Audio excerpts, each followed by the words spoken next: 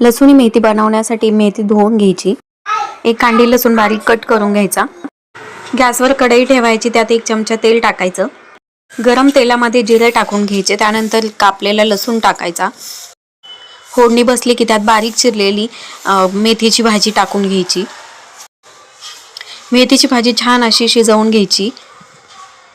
भाजी शिजेपर्यंत आपण वाटण तयार करून घेऊया। वाटणासाठी मी इथे शेंगदाणे भाजून घेतलेले आहे, 4-5 काजूचे तुकडे घेतलेले आहेत, तीळ घेतलेले आहेत आणि खोबरं घेतलेलं आहे। तर शेंगदाणे, काजू, तीळ आणि खोबरं याचं आपल्याला वाटण तयार करून घ्यायचं आहे। शिजलेली मेथीची भाजी एका प्लेटमध्ये काढून घ्यायची आहे। त्यानंतर त्याच कढईत 1 चमचा तेल टाकायचं आहे आणि तेल चांगले गरम करून घ्यायचं आहे। त्यात मोहरी, जिरे टाकून घ्यायचे आहे आणि बारीक कापलेला लसूण फोडणीला टाकायचा आहे। नंतर बारीक कापलेला कांदाही आपल्याला तेलात परतण्यासाठी टाकायचा आहे। कांदा छान परतल्यानंतर त्यात आपल्याला टोमॅटोची पेस्ट टाकायची आहे।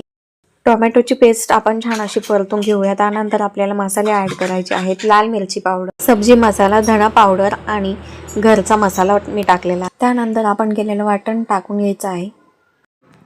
वाटण कांदा टोमॅटोच्या पेस्टमध्ये छान असं मिक्स करून घ्यायचं आहे।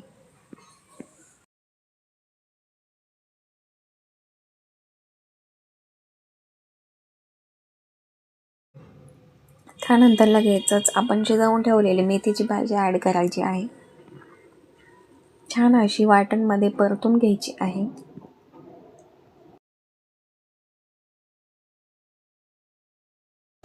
त्यानंतर 1 ग्लास पाणी ॲड करायचं आहे।